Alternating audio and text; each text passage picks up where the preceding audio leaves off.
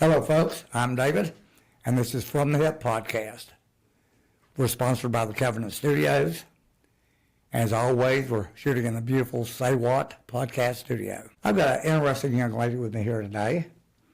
Her name is Melissa, and I regularly contacted her, or she contacted me, and because of modeling, I thought. But she wanted to do a podcast. And we have some other interests in common. So, Melissa, introduce yourself. Hi, I'm Melissa Brown. And there's your audience right there. Hi, I'm Melissa Brown. Been in real estate on and off for the past, since 2010, I guess. So, yeah, for a while. Got out of it, just got back into it. And then I have a credit repair company as well that I've had for 10 years. So, yeah. So, credit repair for real estate primarily? Yeah, primarily. I actually got out of real estate and I got into credit repair because of was seeing a lot of clients in real estate that needed credit repair. So that's why I decided to jump into that. And then it just kind of blew up, I guess you could say. So then I decided to get out of real estate. So from like 2015 to the first part of last year, I was out of real estate and just strictly stayed with credit repair. But yeah, glad to be back in real estate though. I love it. When we were talking off air, and we'll touch it in a few minutes, I've been real estate related most all my life, from the age of 19. I'm way over 39, so for a long time. Yeah, gotcha. But first, as I always do when somebody talks to me about a podcast, I pull up the profile. Yeah. And the first thing I saw on yours was some modeling images. Okay, yeah. So you've done some modeling. I've done a little bit. Yeah, I've done a little. Yeah. So did you enjoy it? I loved it. It was a lot of fun. I started back when I was a little girl. I was probably 12, 13, I guess. And have you heard of Sears, the store Sears? Yes. So I initially started. I'm old enough to know Sears. I think it's like completely out of business now though, right? But yeah, I started with Sears, modeling for Sears. And so that's kind of how I got into it. Did a little runway for them, and that was a lot of fun. And yeah, but then I got out of it for a while, and then I just got back into it some years ago. I don't even remember now. Just a little bit, just for fun. Started modeling at Sears at 12. Yeah, I was like 12, 13. I don't remember now. Was that really your idea or Mom's idea? It was my idea. Was it? Yeah, it was my idea. I loved it.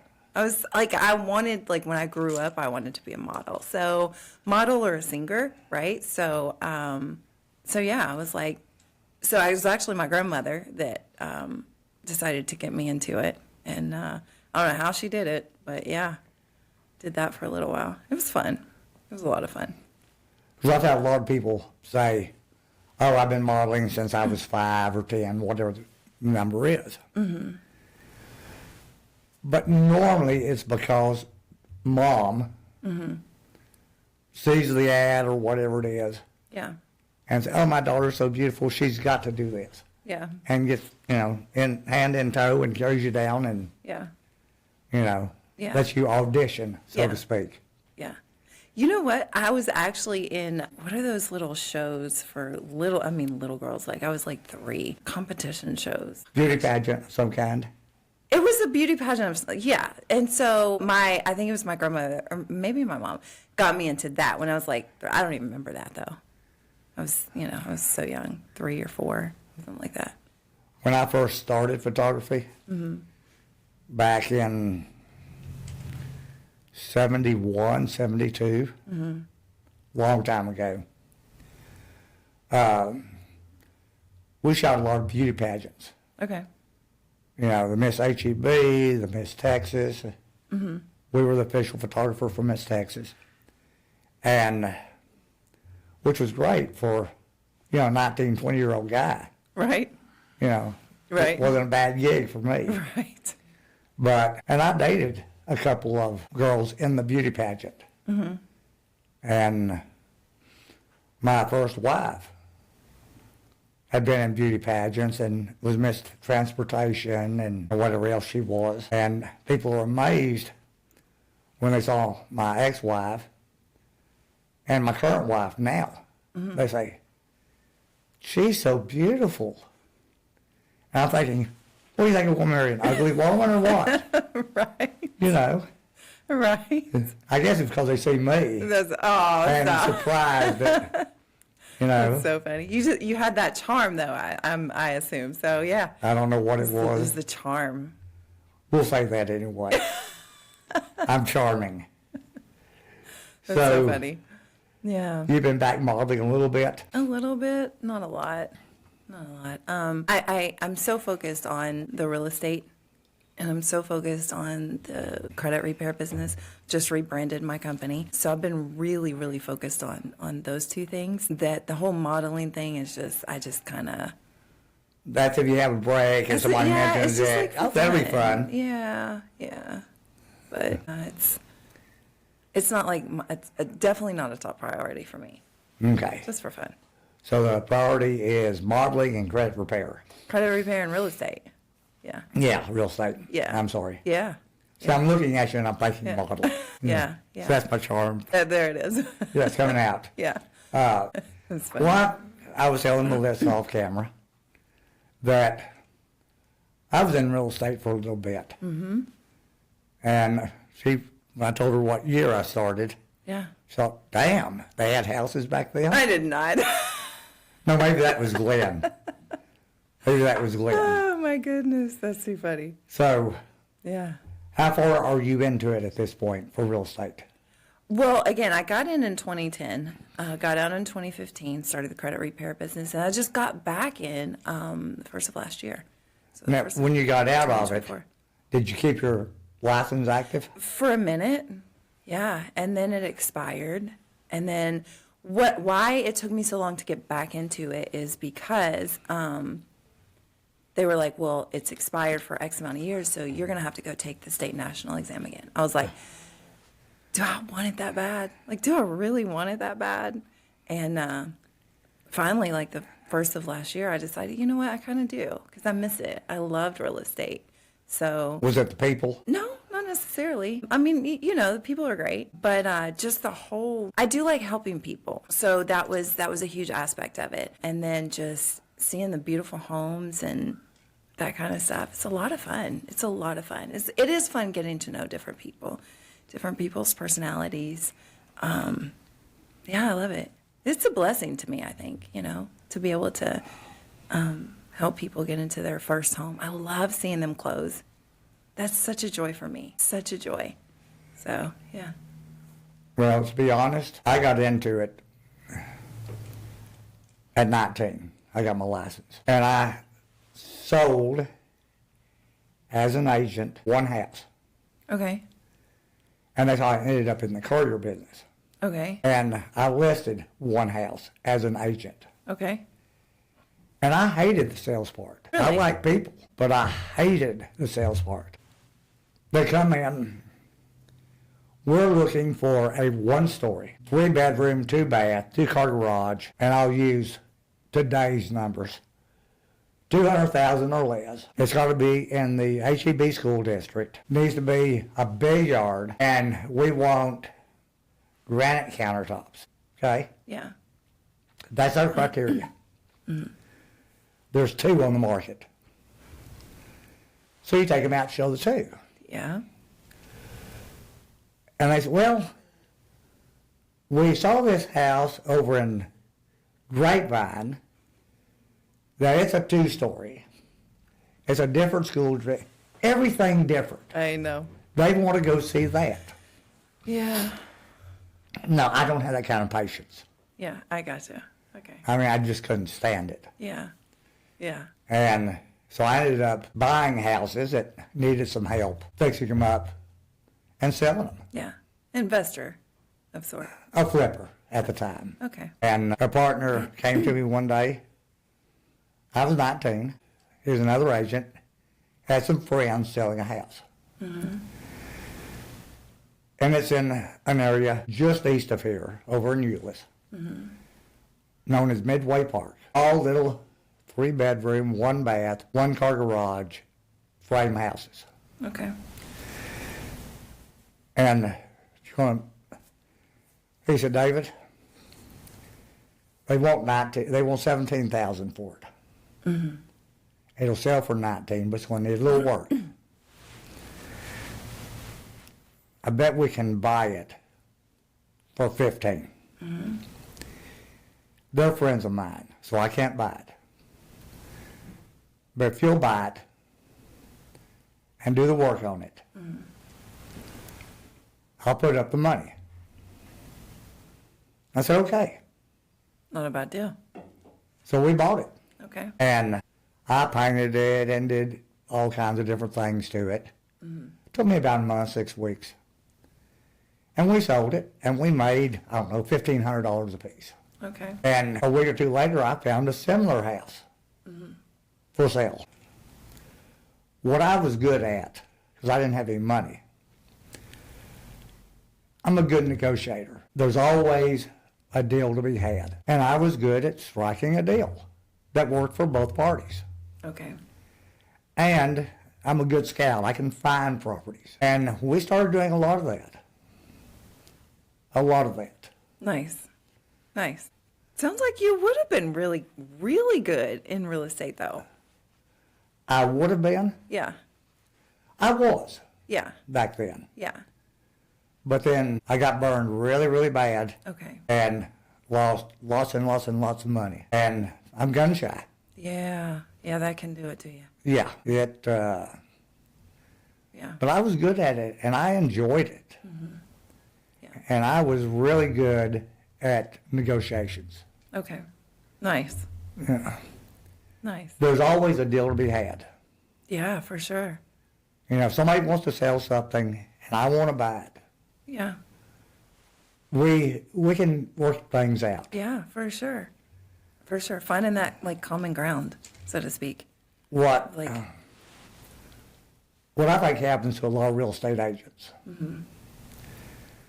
they get their license, and they know of only one way to do things. You've got to do it this way. You know, you got to have this contract. It's got to say X. No, it doesn't. You can write it on a napkin. Seriously, you can. It is illegal. I never did that. right? But I've done a rough draft on a sheet of notebook paper Yeah. until I could get it transferred over and got it signed by both of us. Yeah. And then transferred over to an actual contract. Yeah. And That's crazy. up until a few years ago, it may still be that way today. You can go to the Texas Real Estate Commission's website, and you can download the contract form for 1 to 4 family purchases and fill it out yourself. And it's not a difficult form. Yeah. Yeah, it's really not. No. It's really not. What's the name of the buyer? What's the name of the seller? What's the address? Yeah. The amount, the cost, the price. Yeah. Yes. Yeah, all of that. Yeah. It's really not that difficult. I mean, there's some verbiage and stuff in there that, you know, It's of course not it's changed over common to year. the Yeah, normal person. exactly. But yeah. But You we know- have Google. Yeah, that's true. That's true. And you know, it's funny because back when I was in real estate previously, my broker, no shade to him, but my broker taught me a certain way, right? From when I got into the game, it's like he taught me a certain way to do things, how to relate to people, how to talk to people, how to handle situations.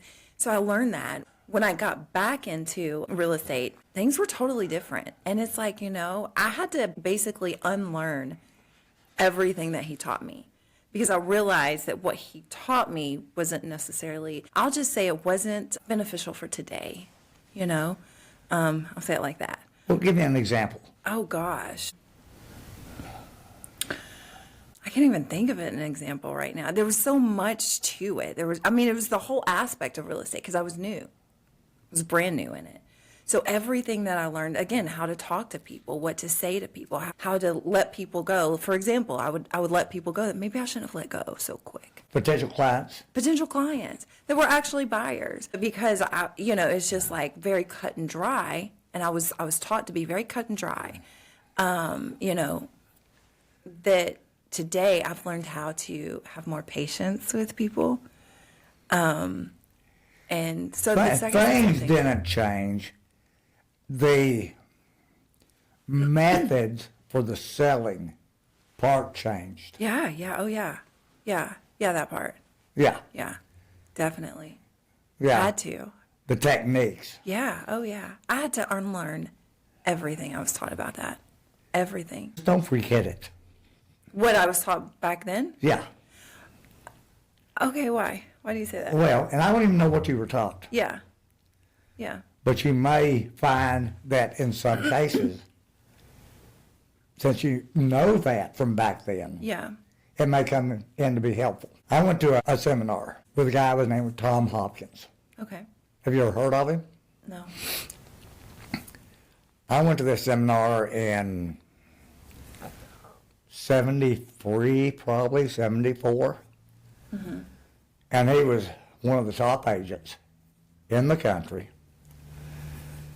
Sold over 400 houses 1 year. Okay. Wow. It's a lot of houses. That's a lot. Yeah. That's more than one a day. Yeah, that's a lot of houses. Now, that was him and his team. And he was a young guy. I was a lot younger. But I was, 20 at this time, 21. He was probably 25, 26. Okay. So he was older than me, but he's a young guy for my age now, right? Sure. And first thing I noticed, and this was all-day seminar for 3 days, the Tom Hopkins method, was his shirt. He was wearing a suit, no tie, but a suit. His shirt and the lining of his jacket was the same material. Okay. Means it was custom. And after lunch, he was in a different suit, but it was the same way. Okay. Lots of custom suits. Yeah. But one trick of his that I'll never forget, he did a lot of open houses, Okay. okay? Yeah. He said, here's the trick to the open house. I gave away ice cream. Everybody that came in, I would give them a big thing of ice cream. Interesting. You know why? Why? They're in Arizona. Okay. It's hot. Are people going to go tour more homes when they've got a gallon of ice cream? Right. No, they're going home. He's taking them off the market for. Smart. Isn't that smart? It's brilliant. Wow. They're going home. Wow. They're not going to look at any other houses. Who are they going to remember? The last, Tom Hopkins that gave him Wow. the ice cream. that is funny. Wow. It's creative. Very creative, I very love that. brilliant, Yeah, for sure. and very funny, very hilarious. Never heard that story. Oh, yeah. Wow. When I was in real estate, That's hilarious. we were taught the farming method. You know what that is? What? You pick a neighborhood. And back then, people moved, changed houses every 4.5 to 5 years. And you find you a 400 or 500 house neighborhood. And that is your farm. Okay. You go around and meet everybody there, give them your card, get their birth dates, You go door to door. door to door. Give a card to everybody, get their birth dates, their names. When Halloween comes around, you take everybody a pumpkin. 4th of July, everybody gets a watermelon. That's a lot of pumpkins and watermelons. Everybody gets Christmas cards, Okay. birthday cards, Easter candy, Halloween candy. Every opportunity you get, you meet those people. Now, 500 farm, if people are moving every 5 years, you've got 100 people moving out of your farm every year. Who's the agent they're going to know? The one who's been bringing them everything and Exactly. talking to them. Yeah, yeah. And who are they going to refer people to? The same one. Yeah. Yeah. Yeah. Smart. That's the way it was taught. Yeah, yeah, yeah, And it would still work today. yeah. You know, today they have these things, and this was new to me because I never heard of this before. It was pop buys. Popeyes? Pop buys, yeah. Where you like pop by, Okay. like a buyer or a seller's house or whatever. I honestly just recently learned about it. I've heard about it, never heard of it before until recently. And someone was explaining this to me. Another realtor had talked to me about it, and she's like, "Yeah, this is what you should do with your, with your buyers and potential buyers and things like that." And I was like, that is really cool. It just kind of keeps your face in front of them. That's the farm area. Yeah. But it's, and the way that she was telling me to do it is like you go based off, especially if you have a lot of sales under your belt, you go to different areas and where your buyers or your sellers are, then that's where you pop by certain times of the year and stuff like that. So yeah, but before, again, like what I learned before, there wasn't all these, there wasn't gifts that you gave to buyers or sellers, you just closed on the home and, they just kind of went their own way, you went your own way. But now I've learned relationship matters, where I was really taught before, like, it's not about relationship, it's about getting the deal done. And it's like, yeah, but you need that relationship. That's how you build more clientele. That's how you, same thing with credit repair, right? I do a lot of, based off relationship and business now where, I have a lot of referrals, which helps, because I've built my business over the past 10 years with credit repair. So I still do some marketing, but a lot of it's based off referrals. And I think all that comes from having relationships with people. Now, today, people, they're not going to sell with you or buy with you or let you, work on their credit if they don't know you, Right. or if they don't like you. You know what I mean? So yeah, that's very important to build those relationships. Well, there was a time in my life that I was in a real estate business, contract form software. Okay. Today, it's SIP forms. Mm-hmm. Yeah. That's what y'all use. Yeah. We were a competitor to zip forms. Okay. And I got into that business. There were some guys that had that business in this building. Mm-hmm. And I've been in this building since then. Oh, wow. Okay. Yeah. There where we have the studios used to be our offices. Oh, okay. Oh, wow. And I came over there for a reason. I won't go into it. Mm-hmm. 'Cause I can talk about that for an hour. Yeah. But I would talk to a lot of real estate agents. Mm-hmm. And this is back in 2021 when I first went over there. Mm-hmm. And normally they were older. Mm-hmm. And, my age, what I am now, that's how old they were then. The realtors. Yeah. Yeah, they were in their 60s and 70s. And they were the top agents. Yeah. They'd been doing it for 50 years. Everybody knew them. Yeah. Now, we were in a technology business. Those ladies were not technology gurus, Yeah. I tell you. And what I have seen, because I pay attention even today, the real estate agents are younger and more technology literate. Yeah. Extremely more technology literate. Yeah. Yeah. I noticed that when I got back into real estate. Because when I got out in like 2015, wasn't like it is today. I mean, 10 years, it changed a lot, not just like the contracts and the way that you handle people, but Brazil's been around, what, 12 to 15 years? for a while. Yeah. Okay. Yeah. I don't even know. Well, I guess we could Google Zillow, Yeah. but I'm guessing 15 years Okay. because technology didn't hit real estate. The forms company that was here in this building, and Zip, they had just started in the late 80s, Okay. and this was 2001. No, the 90s. They started in the late 90s. And You know, think about the computers from 25 years ago. Yeah. Yeah. They weren't much. Yeah. Right. And so technology has really hit real estate significantly Yeah. in the past 20, 25 years. Yeah. Yeah. And it was a cool time to be in real estate, Yeah. especially in the forms business. Yeah. When it just hit, is that what you mean? Like when? Yes. Yeah.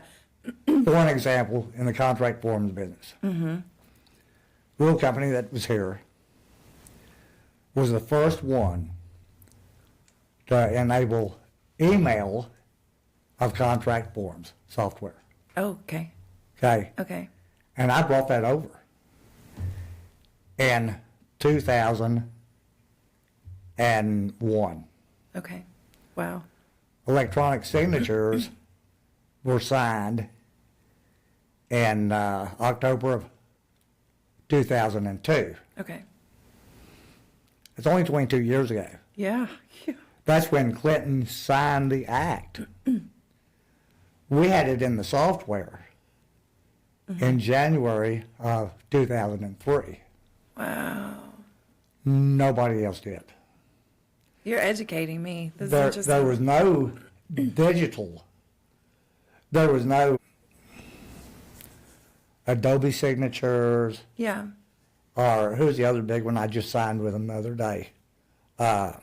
Electronic signature companies. Okay. Who's the big player? I'm not. I'm drawing a blank right now. I am too, and I just used them the other day. When they came out, the company was brand new. Okay. 2004 or 5, something like that. Okay. We were working with them. They were brand new. And there was them, there was Sign on the X. There was another company that escapes me out of California that eventually, the guy that owned it was Jason Lemkin, maybe. Again, a long time ago. Yeah. They ended up selling out to Adobe. Okay. And that's Adobe's technology signature solution. Wow. But I was working with them when they were brand spanking new. That's crazy. And that's just 20 years ago, 21 years Which ago. is even more crazy. Yeah. They were Golly. a brand new company.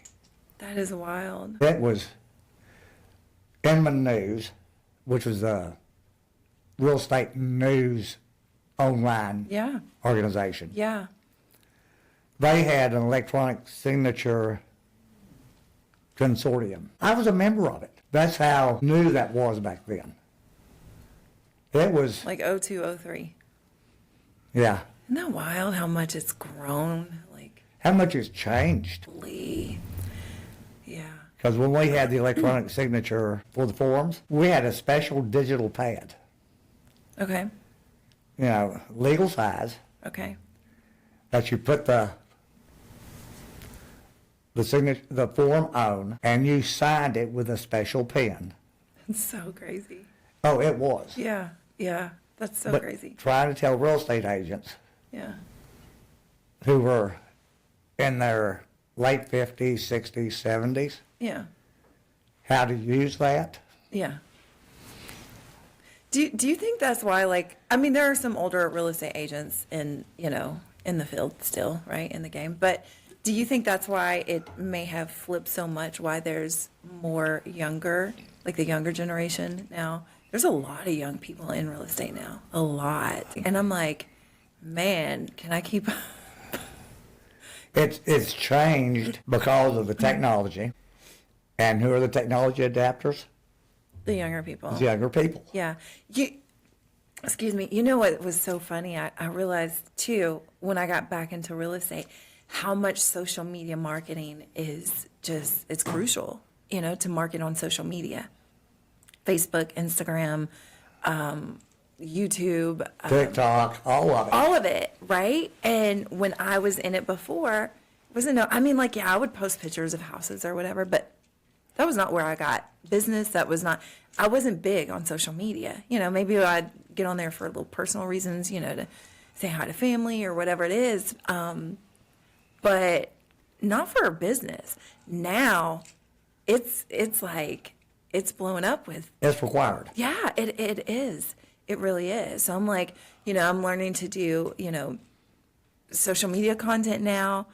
And it's like, man, I feel like I'm like way behind, to be honest, because it's a lot. And I didn't realize how important having social media content was for business until I just got back into it. And it's like, dang. So And now podcasts.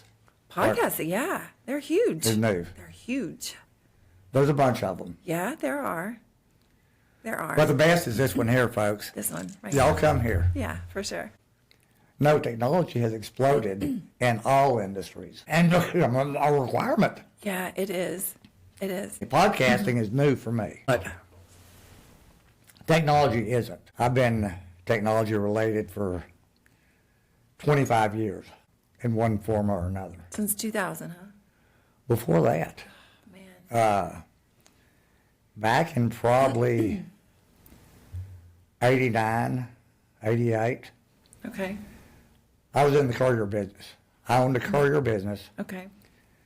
that was strictly mortgage title related.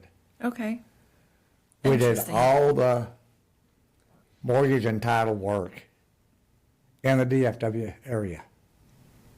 Wow. Okay. Yeah, well, you had to get the papers from A to B. That's true. Yeah. We picked up loan closing documents from the mortgage company, delivered them to the title company. People went in and signed. We picked them up again, took them back to the mortgage company, took the payoffs from the bank, from the title company, to the bank for payoffs. I mean, I'd get calls, and I had one call one day. I believe it was Stewart Title, but anyway. Jimmy called. She's a little receptionist gal. Says, David, I got a bank payoff for X bank, and it needs to be there by noon to make the cutoff. Jimmy, it's 11:30. And every courier I've got, it's in the month. Yeah. And we'll talk about it in a month in a minute. Because I don't have anybody that can do it. But I'll leave the office right now, and I'll come get it, and maybe I can make it. Do it yourself. Do it myself. Yeah. And I made it with 2 minutes to spare. Oh, my gracious. Back then, and I'm sure it's still the same way today, there's a payoff time. And if you get it paid off before that cutoff time, the interest, the loan is done, it's paid off. That afternoon starts a new time cycle. I mean, another month of interest. Golly, yeah. So, that could be, depends on the size of the house, Yeah. the price of the house. Yeah. Yeah. And of course, that's back in, 10%, 12% interest days. That's what you were saying earlier. Oh, my gracious. And it's so funny. I don't mean to stop you there, but, man, to think about the interest rate today and how people are just like, they're like 6%, 7% is just like, they're like, well, we want it to come down lower. You were saying earlier, 12, what'd you say? You said up to 17%? We had one house at 17%. My gracious. But That's crazy. it caused the principal interest payment to be very high, Yeah. okay? Yeah. But the Yeah. taxes, compared to today, were a lot less, and so was insurance. Yeah. Okay. Okay. Yeah. So, but, people still had to qualify. Sure. Sure. And it was a lot tougher to get a qualified buyer. Yeah. Yeah. People still had to move. Still had to live somewhere. Yeah. Yeah. But, Wow. Just thinking about that interest rate, though, going back to that, man, if I especially with the way the prices of homes are today, That too is something different from when I was back in real estate in 2010, 2015. The prices have increased drastically, and it's been crazy because, but to think about the interest rates of how they were back then, and I know the price of the home and stuff like that was a lot cheaper, a lot less than what it is today. But can you imagine people, buying today with 12% interest rates or 17% interest rate with the pricing the way that it is today? It couldn't be done. No. No, People wouldn't be able to afford it at all. we owned, like I told you, a bunch of property at one time. And this is back in late 70s, very early 80s. And our investment property was 12.5%. And that was with 20% down. Gosh. Okay? And we had a negative cash flow. But we were getting here in this area 10 to 12% appreciation per year. Oh, okay. Okay? And it had been going that way for 6, 7, 8, 9 years. Wow. So we did the math. We were into the property at no cost out of pocket. A lot of times we even had extra cash left over. And with that 10 to 12% appreciation, the plan was to keep the property for 10 years. Okay. And there's going to be worth twice as much. Sure. And then we would just sell it and retire. Yeah. Because we had a lot of property. Man. And, and I think it's $5 million, $6 million. Wow. Well, in 10, 12 years, that'd been 10 to $12 million. Yeah. Doubled it. And we would have paid the note down some. Yeah. Yeah. So I could have retired Yeah. Yeah. Wow. and would have been nice 40 years ago. Seriously. Yeah, Seriously. all my retirement was tied up in that property. Man. And Dang. that's why I still work a job. Yeah. Yeah. Golly. Yeah, back then, there were cutoff times for payoffs, Yeah. at the banks. Yeah. Even in the courier business, we made an airplane every night over at Love Field. Okay. There's another courier company bringing in bags of paper checks that we carried to the Federal Reserve. Okay. And they had a cutoff time every few hours. And the company we were contracting to, it had to be, the cutoff time we were trying to hit was 1 a.m. The plane arrived at 12:30. Oh my God. If everything went well. Oh.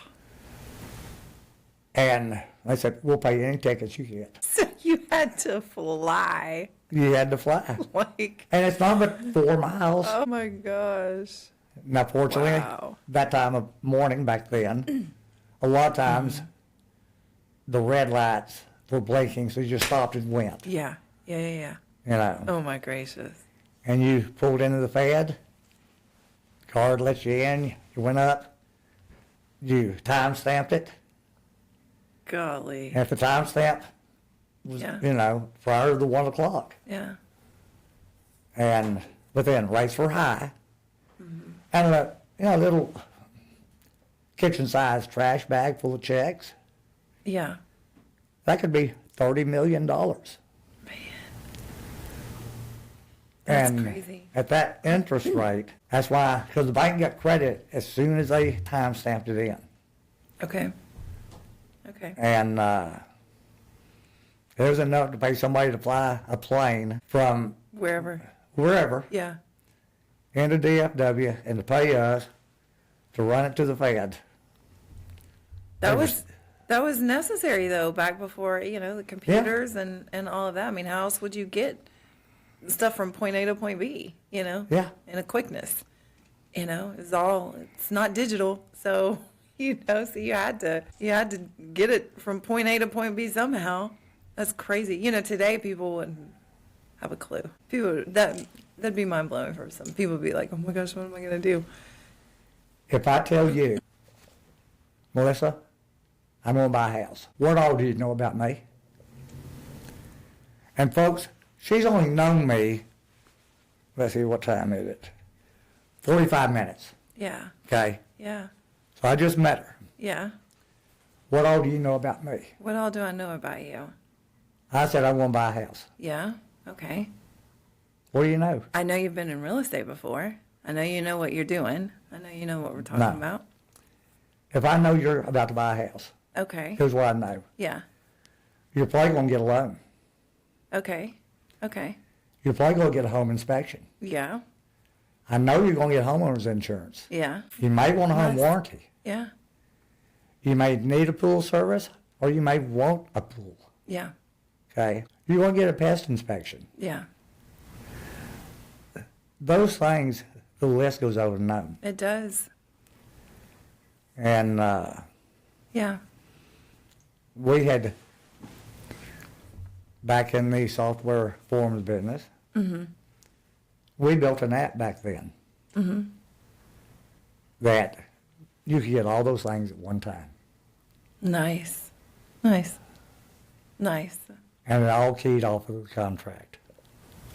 Gosh. Because keep in mind, until somebody writes a contract, you've just got inventory. Yeah. Yeah, that's facts. Just inventory. That's facts. That's very true. So that signature is very important. It is the My most contract. important. Yeah. Well, what do you don't have a contract if you don't have a signature. You have a piece of paper. So I'm guessing your credit repair was because of real estate? It was. Yeah. Yeah. What was that first one that started that? It's kind of funny because what happened was I saw a lot of my clients needing credit repair. They had the funds, they had the money to buy a home. It wasn't a money issue. It was a credit issue. Yeah. So, and initially I would send them to here or to this credit repair company or that credit repair company, or I trust the lender to do whatever and, get their scores up. And I'd forget about them, and I never had one person come back to me. Not one person that I put in credit repair, not one person that had credit issues come back to me and buy a home. I can appreciate that and understand that. Yeah. So I realized I need to help. These people need help for real. You know what I mean? They don't have a money problem. They have a credit problem. And You know why they didn't come back to you?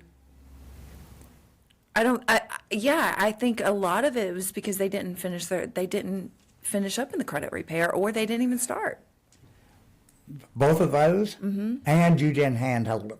I didn't. You know what? You're exactly right. I did not handhold them. And I think between all three of those, it's like, okay.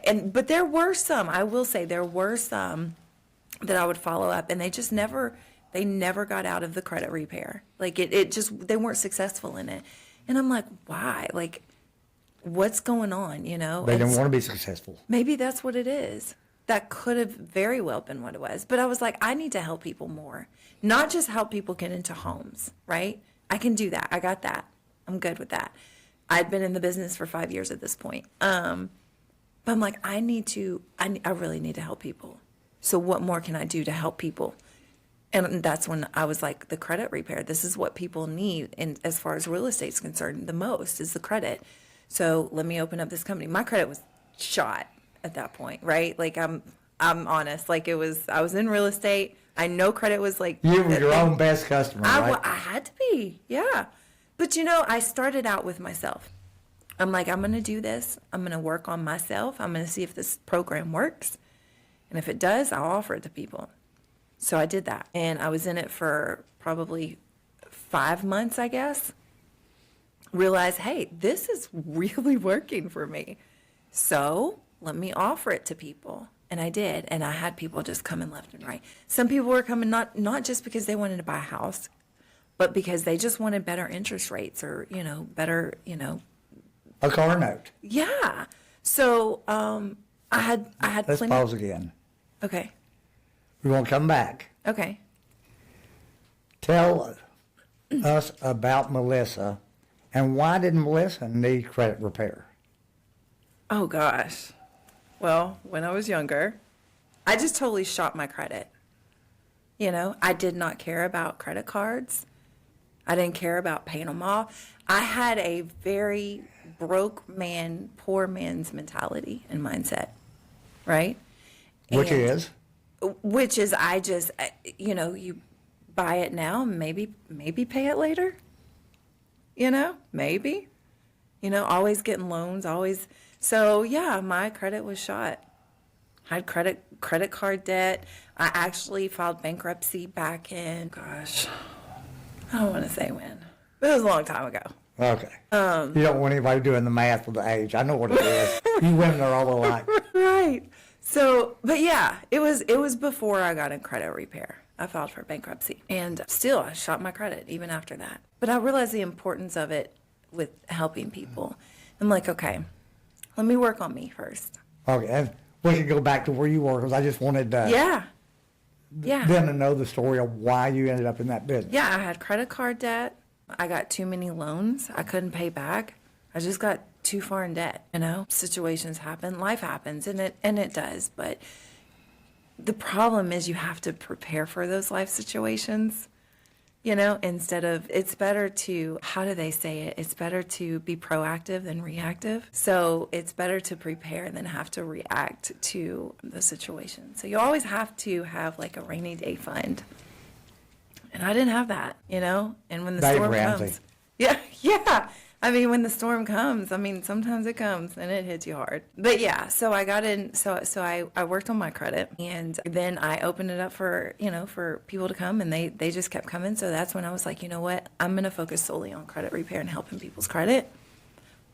Got out of real estate, slowly got out of real estate, and did credit ever since then, full time helping people. And I still love it to this day. It just gives me chills to think of, seeing people's scores come up. For example, I just got a guy scored up 250 points his first 30 days. Oh, gee. He was so happy, and it was such a blessing and an honor to be able to do that and to help him. And it's just, I love it. I love it. Love that side of helping people. If you could give people 2 things to do or not to do that would help them in their journey on credit, Yeah. besides don't borrow money, Yeah. what would they be? I wouldn't say don't borrow money. I wouldn't say that. Dave Ramsey'd have your butt for that. He would, but I don't necessarily subscribe to the whole Dave Ramsey thing. I wouldn't necessarily say don't borrow money, because that's part of having good credit. Know how to play the game, because playing the game is everything. So one thing with credit, and I tell everybody this, if you follow me on social media or you have ever been a client of mine, you'll know. I'm always saying, never spend more than 30% of your credit cards. Never spend more than 30% of your credit cards. Pay it off. A lot of people say, don't pay off your credit cards. Always keep a limit on there. Always keep a balance. No. Why would you do that? Then you have to pay the interest on it, whether it's $1 or whether it's $100. But never spend more than 30% of your limit on your credit cards. That's the biggest thing. And then pay your bills. Literally, just pay your bills. That's so important. Mm-hmm. Those are 2 very, very important things, I think, and then save your money too. That's another thing, because I do a little bit of financial education. Save. I don't care if you start out with saving $1 a day, $30 a month, save it. Because that's going to be crucial in your improvement, in your success, and having good credit, and having better Developing finances. good habits. Absolutely, yeah. You summed it up right there. Yeah. Yeah, that I'm a card-carrying member of AA, Alcoholics Anonymous. Okay. And one thing they preach, get up and make your bed every day. Yeah, I've heard that. Yeah. Yeah. Simple to do. Yeah. But it starts the routine of good habits. Yeah. Yeah. And you know the people's excuse for, well, I'm not going to make the bed, I'm just going to dirty it again later. I know. You know what you tell them? What? You wipe your butt, don't you? Seriously. Right. Oh my gracious. Wow. Yeah. I'll say anything. There's that. There's that. That's why it's from the hip. Yeah. Who knows what we're going to say? Yeah. There's that.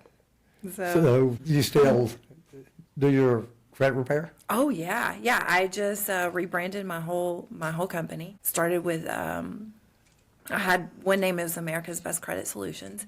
Then I just rebranded it to True Legacy Financial Services because I'm trying to offer even more things when it comes to finances. Hopefully this year we'll be kind of branching off. So I'm excited about that. But yeah, I'm definitely still doing credit repair is my love, helping people and educating people as far as their credit is concerned because it truly is a game. It's a game that, you know, the credit bureaus, all of them, but we have to play it.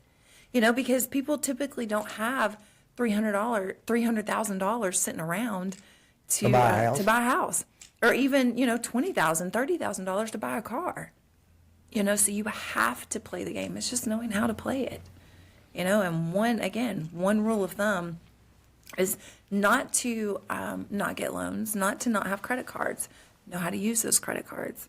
You know, my dad even taught me not too long ago how you can use credit cards to basically pay you.